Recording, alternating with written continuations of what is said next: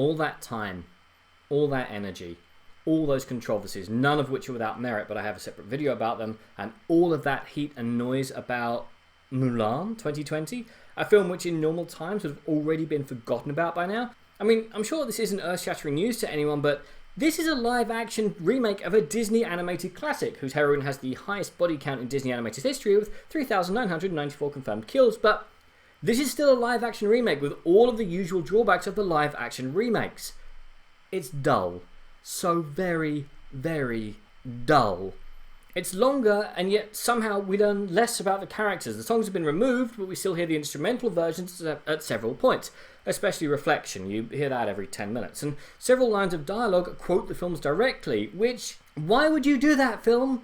Please don't remind me of pizza when I'm trying to eat my muesli. But, as I've always said, every film has to stand on its own, so from this point on, no mentioning of the lack of Mushu, the lack of songs or comparisons to the original ballad or any other versions, okay? So straight talk only about Mulan's 2020 pros and cons.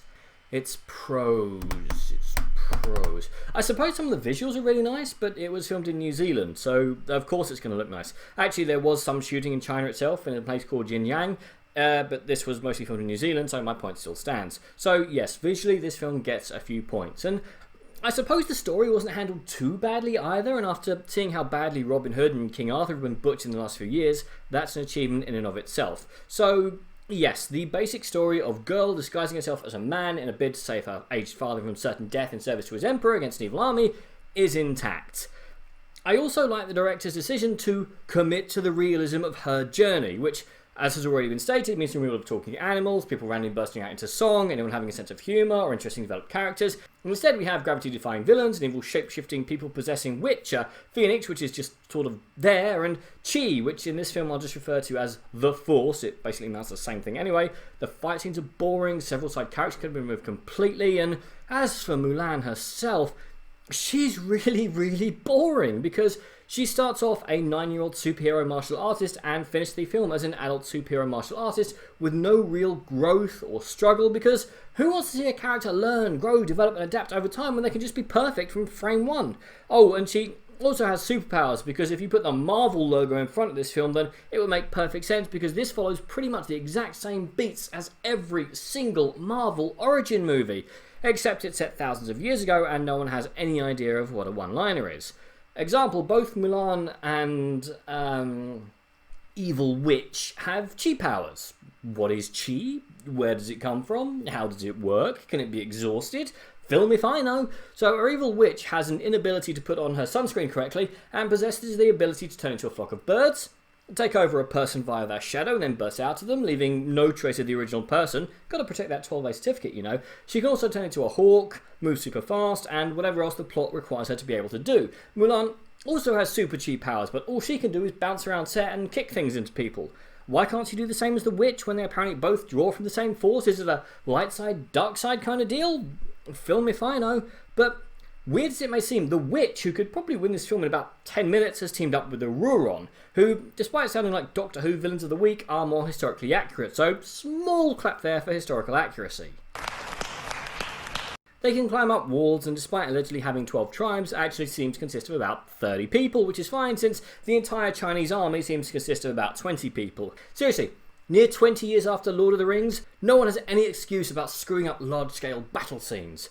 Anyway, the Cybermen are led by some guy who wants to kill a badly dubbed emperor, can only speak in trailer fuel because the emperor killed his dad and he wants vengeance, and he's teamed up with the witch because after he takes control of China, he can offer her a home where she'll be respected? Because why would anyone respect a transforming witch who can kill you by jumping into your shadow unless they were told to by some guy? Just ditch him and have her be in charge of the Daleks, who aren't too happy about this whole led by a woman thing, but are very quickly learning to adapt or live in pitch dark rooms for the rest of their lives, with Bozo as her second in command by virtue of his battle prowess, but constantly griping about it.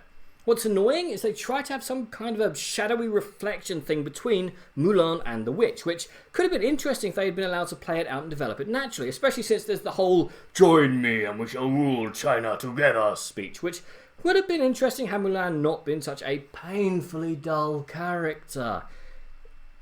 Anything else? Well, this film has characters from the fastest 180s I've seen outside the Fast and Furious films. I counted maybe 4 characters that I could have completely removed and would have spotted more were I not mentally planning next week's food shopping from about the 30-minute mark.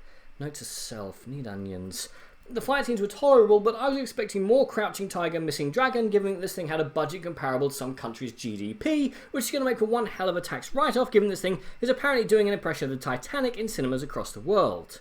Oh, and towards the end, my sequel-bait senses were tingling, and I was right. A sequel is already in production. I expect it to be quietly dropped in the not-too-distant future, because this really does feel like a Marvel origin film, right down to the token threat that can be defeated so that the hero of the week can learn to master their powers.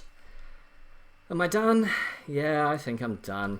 Strip away the controversies, and this is another live-action Disney film. It's not as bad as The Lion King, Aladdin or Dumbo, but that doesn't make it good by any stretch. Despite being longer than its animated counterpart, it's duller. Its characters are dull and interchangeable, the lead is a bore, the villains need a complete reworking, the fight scenes flip from being predictable and dull with either villains or heroes who can't be injured depending on where we are in the runtime. It's not fun to watch, I didn't enjoy spending time with the characters, and the world was generic.